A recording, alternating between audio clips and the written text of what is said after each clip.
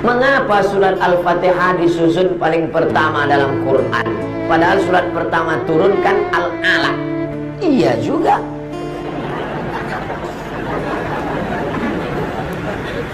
Di Medan ini kita kalau tanya jawab cerdas pertanyaan.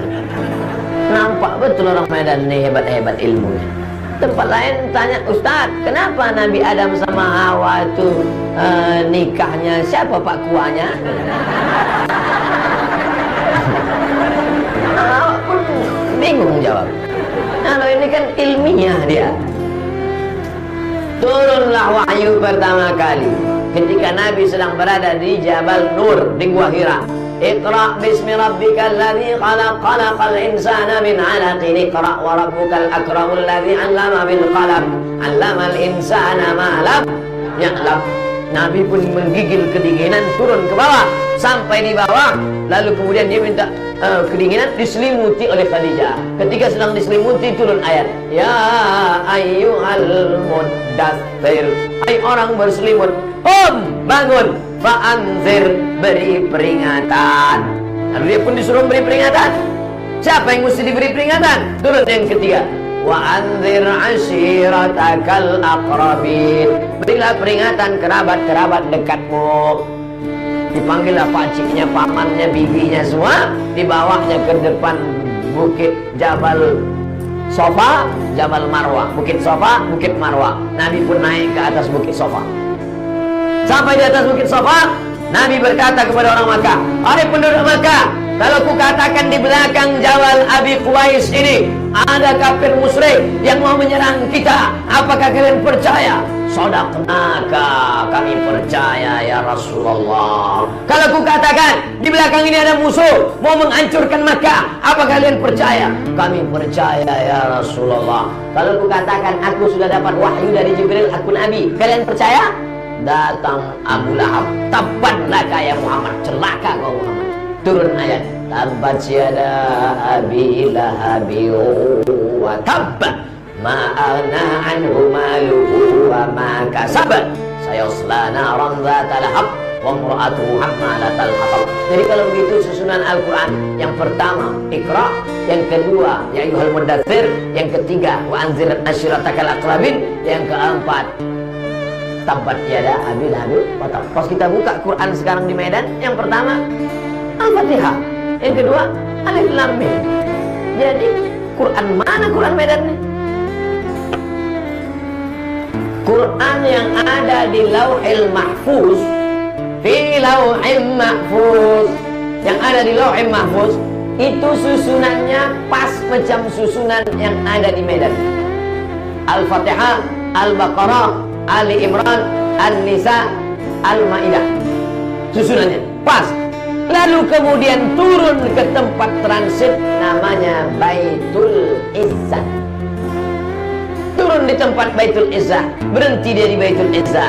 Lalu dari Baitul Izzah turun ke Nabi. Itulah yang menurut susunan secara historikal, secara sejarah tadi. Datang Jibril membawa Iqra, datang Jibril membawa ya ayyuhal muddatsir, datang Jibril membawa wa ashiratakal aqrabin, datang Jibril membawa tabbat yada. Datang orang bertanya tentang haid, turun ayat haid, yas'alunaka 'anil mahid qul huwa adza.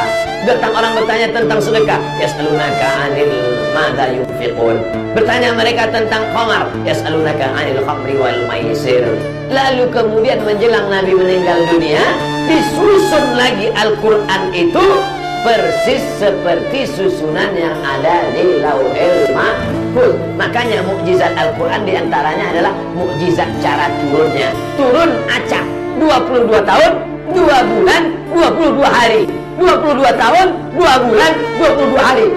Susunnya acak kadut kacau balau, tapi bisa disusun ulang sebelum Nabi meninggal, persis seperti susunan yang ada di Lauhil Mahfuz. Jelas?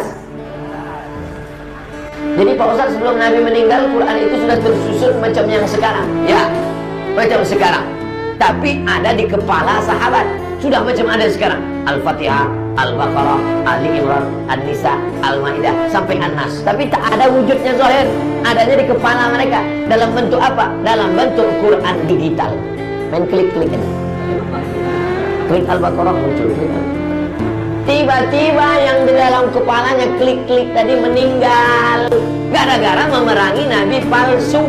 Namanya Musailamah Al-Kadzab. Nama kampungnya Yamamah. Dibuatnya surat palsu. Wal fil wa ma adraka mal fil lahu zailun tawil. Demi gajah, tahukah kamu apa gajah itu? Ekornya panjang.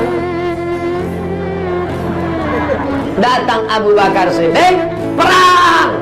Maka diperanginya lah si nabi palsu tadi. Meninggal 70 orang penghafal Quran. Datanglah Umar bin Khattab menjumpai Abu Bakar. Wahai Abu Bakar, ya ini Quran nampaknya harus kita bukukan jadi satu buku. Karena Quran yang ada di kepala tadi udah banyak penghafalnya yang meninggal. Apa hikmah dari sini? Bahwa tentara-tentara zaman Abu Bakar itu adalah para penghafal Quran. Makanya anak-anak kita ini mesti hafal Quran. Nanti dia jadi tentara hafal Quran. Dia jadi polisi, kapolres hafal Quran. Dia jadi kapolri hafal Quran. Dia yang akan memperjuangkan Al-Quran. Takbir.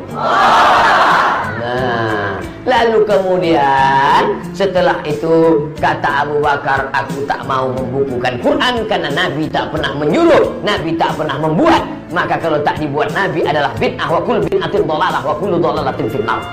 Kata Umar, ini kalau tak kita buat nanti penghafal sudah banyak meninggal. Ada manfaatnya. Akhirnya Allah membukakan pintu hati Abu Bakar. Lalu disusunlah tim. Diambillah Quran-Quran yang tertulis di pelepah korma, di tulang onta, di batu lepes. Akhirnya jadilah satu Quran tertulis.